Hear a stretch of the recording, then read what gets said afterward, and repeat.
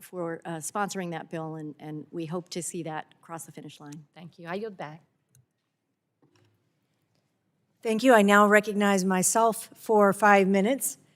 I appreciate all of our witnesses for being here today and sharing your insight. Tourism is critical for Florida's economic growth and success. This fiscal year, the Tampa Bay area, which I am also proud to represent, surpassed a record $1.2 billion in hotel revenue. In Florida's 15th district, we regularly welcome visitors from across the state, country, and world to our many attractions, from amusement parks like Busch Gardens to beloved annual celebrations, including the Florida Strawberry Festival, which is a personal favorite of mine. I look forward to hearing more from each of you about how we can best support these industries and keep our great state home. So, Mr. Karen, I would like to return to your testimony. As you know, Florida has a booming golf industry. We've already touched on that here today, which generates over $11 billion each year, according to the Florida Sports Foundation. In your written testimony, you suggest creating golf tourism as a distinct marketing category to better position the United States as an international leader in this industry. How can the U.S. better distinguish its golf offerings against international competitors like Europe and the Middle East? What a great question. Golf is super hot right now. For the last 5 years, we've had year-over-year growth, and it's because of the popularity.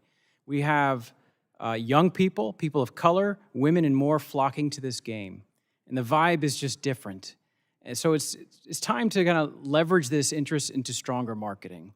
And I think restoring Brand USA's full funding and maybe having a conversation between myself and Fred Dixon, who's the CEO, would go a long way in putting the American golf courses at center stage. Because, Ireland and Scotland and the Middle East now especially are spending enormous money to get world travelers to come play golf in their locations.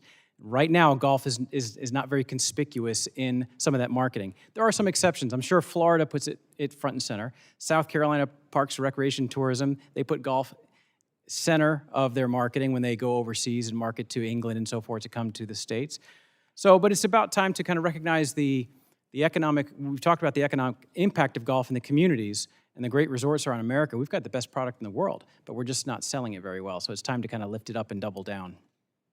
And you just touched on something about state marketing and state work in this arena. Is there a role that states and localities can also play in amplifying the marketing for golf tourism? Absolutely. And I've found, since I've been on the board of the U.S. Travel Association over years, there are states that will slash funding or cut it completely in some cases for all marketing. When they're looking at economic development and spending in their states, they slash tourism marketing. And I think that's a self-inflicted wound, right? We've got the greatest assets. We just talked about the economic impact of people spending money. Why would we not double down on that? Every state has golf courses in America, right? Every state has marquee ones as well. So, I'm biased a little bit, but I think they should put that front and center. The imagery that you can put on the websites and the videos you can have on the golf assets are incredible. So I appreciate your support on that.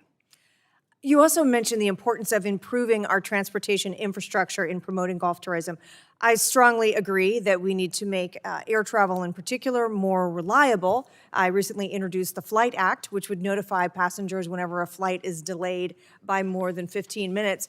Are there any existing federal transportation programs that we should consider examining or strengthening, in your view, to help promote easier access to golf destinations? I don't focus on the air travel with golf so much as I do with the resorts themselves, and they're all doing quite well in the United States.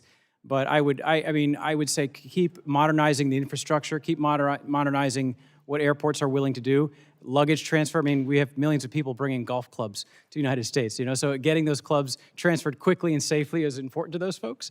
So it's not my area of expertise, but certainly we would be supportive of any modernization and progressive practices with air transport.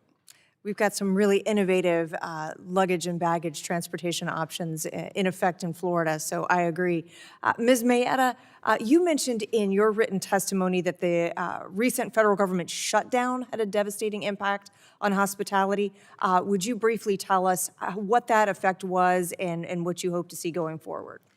Thank you for the question, Congresswoman. The shutdown impacted travel immediately, overnight. Things changed. People canceled bookings.